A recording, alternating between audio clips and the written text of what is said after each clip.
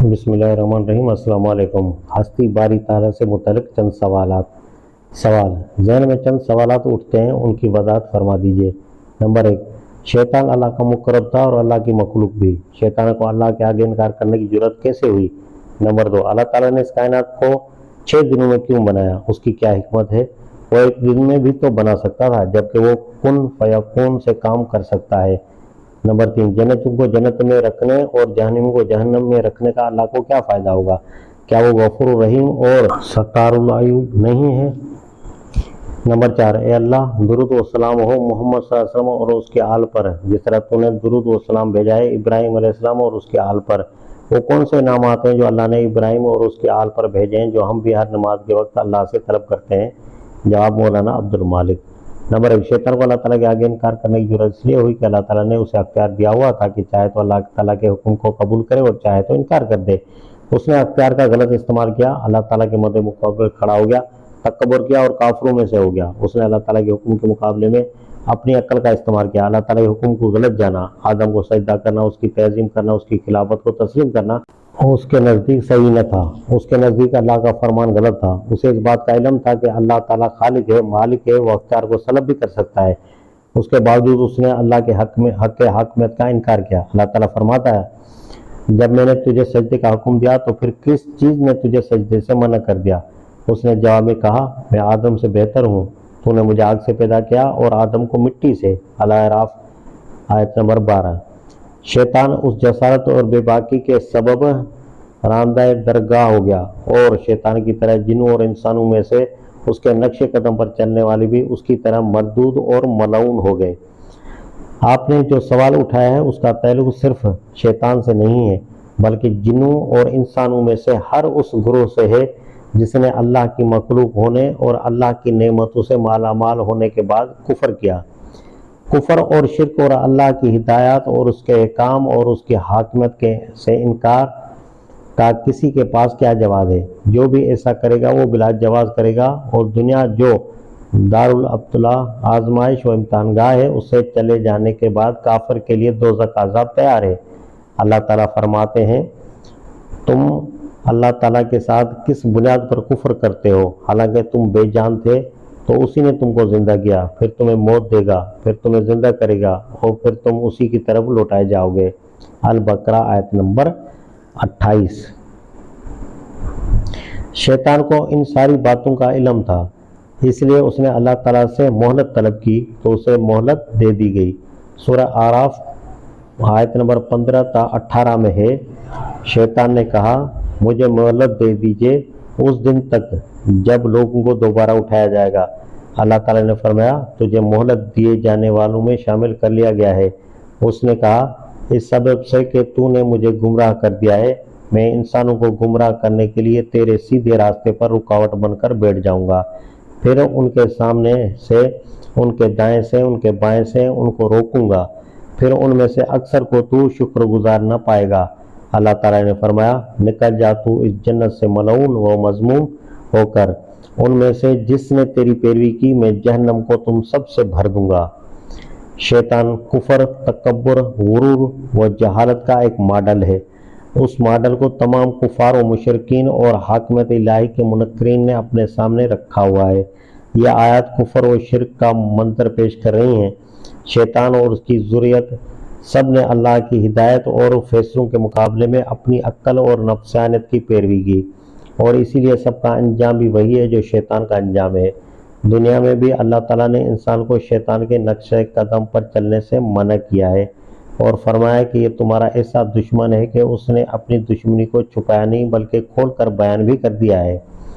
ए ईमान वालो, तुम पूरे के पूरे इस्लाम में आ जाओ और शैतान की पैरवी न करो कि वो तुम्हारा खुला दुश्मन है। अल बकरा आयत नंबर 208। शैतान के मुकाबले में दूसरा मॉडल अल्लाह ताला के पहले नबी और खलीफा हजरत आदम अलैहिस्सलाम और दूसरे अंबिया किराम का है। ये तमाम मॉडल जनाब नबी अकरम सल्लल्लाहु अलैहि वसल्लम के उसवा हुस्ना में जमा है। बस एक तरफ इब्लीस का मॉडल है और दूसरी तरफ नबी अकरम सल्लल्लाहु अलैहि वसल्लम और आप सल्लल्लाहु अलैहि वसल्लम की जमात उम्मत मुस्लिमा का मॉडल है, जिसे कुरान पाक में शुरू से लेकर आखिर तक बयान किया गया है। اللہ ताला ने फरमाया तुम्हारे लिए रसूलुल्लाह सल्लल्लाहु अलैहि वसल्लम में बेहतरीन नमूना है। अल अहज़ाब, जिसकी पैरवी की जानी चाहिए।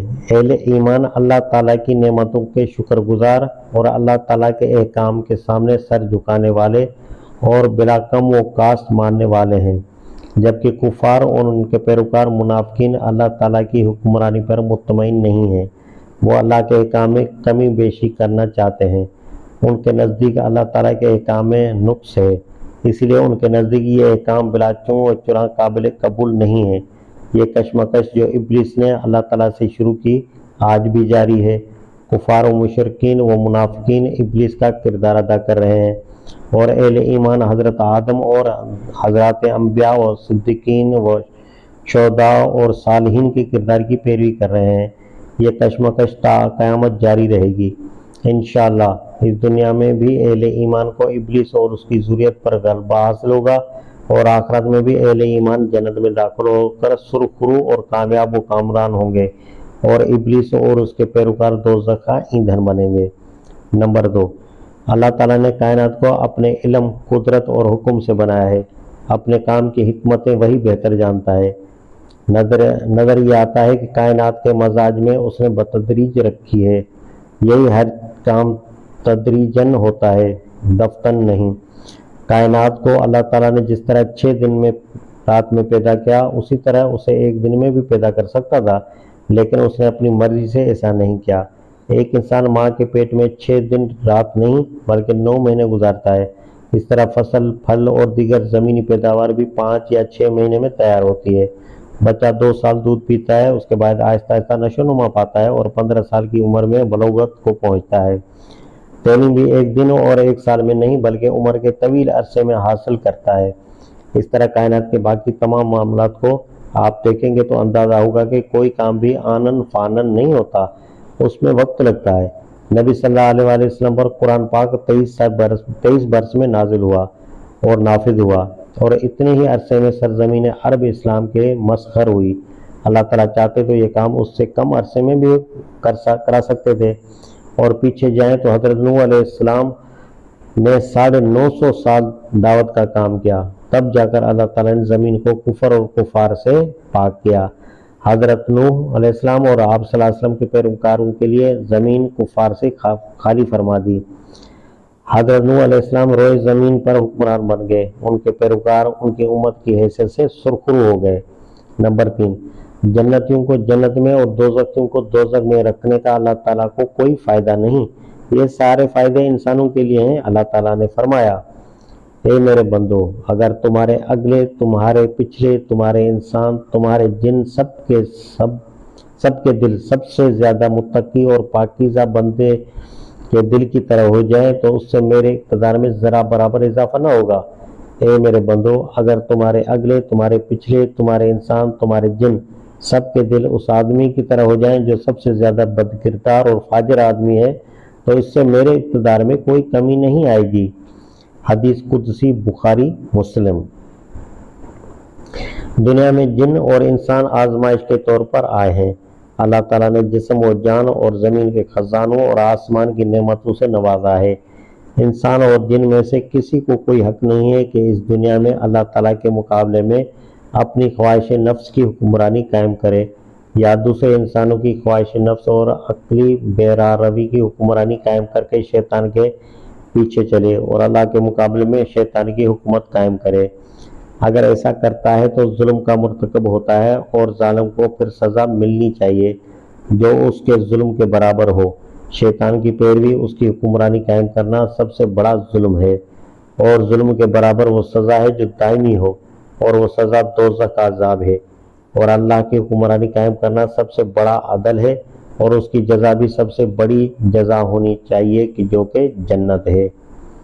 नंबर 4, हज़रत इब्राहीम अलैहिस्सलाम और उनकी आल पर अल्लाह की ये रहमतें हुईं कि हिदायत का ज़रिया उन्हें और उनकी औलाद को बना दिया।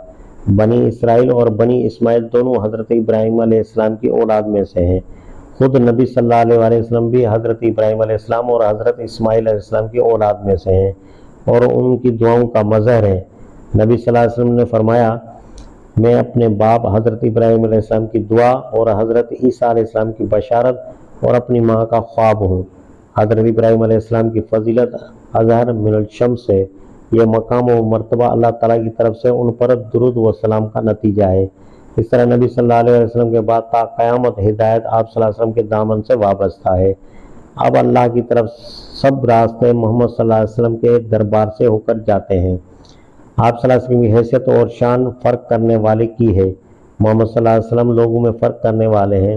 جو آپ صلی اللہ علیہ وسلم کے دامن سے وابستہ ہو گیا وہ جنتی ہے، اور جو آپ صلی اللہ علیہ وسلم کے دامن سے برگزشتہ ہوا وہ دوزخی ہے۔ اب روئے زمین پر ہدایت اور اللہ تعالیٰ کے دین کا غلبہ آپ صلی اللہ علیہ وسلم سے وابستہ ہے۔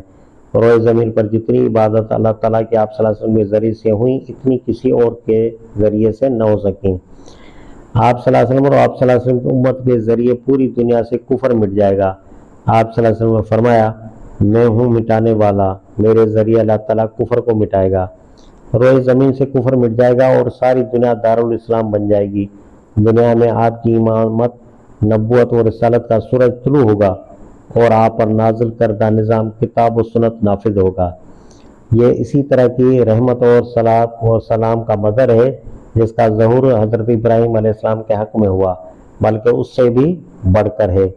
ابراہیم علیہ السلام کی امامت چونکہ مسلم اور مشہور ہے، اس لیے آپ صلی اللہ علیہ وسلم کی امامت کے ساتھ تشبیہ دی گئی ہے۔ ان کی امامت بھی اپنی اولاد کے واسطے سے اپنے دور میں تمام روئے زمین کے لیے ہے، اور آپ صلی اللہ علیہ وسلم کی امامت بھی تمام روئے زمین کے لیے ہے۔ آپ صلی اللہ علیہ وسلم تمام انبیاء علیہ السلام سے افضل اور سید اولاد آدم علیہ السلام ہیں، اور آپ صلی اللہ علیہ وسلم تمام انبیاء سے بڑھ کر اللہ تعالیٰ کی بندگی کی۔ اس لیے اللہ تعالیٰ نے جو مقام آپ صلی اللہ علیہ وسلم کو دیا کسی اور کو نہیں دیا۔ آپ صلی اللہ علیہ وسلم شفاعت کبریٰ اور مقام محمود پر فائز کیا گیا۔ آپ صلی اللہ علیہ وسلم قیامت میں تمام انبیاء کی قیادت فرمائیں گے۔ سب سے پہلے جنت میں آپ صلی اللہ علیہ وسلم داخل ہوں گے۔ یہ تمام فضائل و مناقب آپ صلی اللہ علیہ وسلم پر صلاۃ و سلام کا مزداق ہے، اور صلاۃ و سلام کا فائدہ پڑھنے والے کو ہوتا ہے۔ آپ صلی اللہ علیہ وسلم تو یہ فضائل اللہ تعالیٰ نے عطا فرما دیے ہیں۔ فرمایا، اور عنقریب تمہارا رب تم کو اتنا دے گا کہ تم خوش ہو جاؤ گے۔ درود شریف پڑھ کر حضرت ابراہیم علیہ السلام اور جناب نبی صلی اللہ علیہ وسلم کے ان فضائل و مناقب کو اہل ایمان اپنے ذہن میں تازہ کرتے رہتے ہیں، تاکہ آپ صلی اللہ علیہ وسلم کی محبت اور اطاعت میں اضافہ ہو جائے۔ اس لیے کہ ہدایت پانے کے لیے منارہ نور ہدایت سامنے ہو تو پھر انسان راستے سے ادھر ادھر نہیں ہوتا۔ اللہ تعالی ہمیں اپنے محبوبوں اور اپنے محبوب دین اور اپنے محبوب نبی صلی اللہ علیہ وسلم کی محبت و اطاعت عطا فرمائے، آمین۔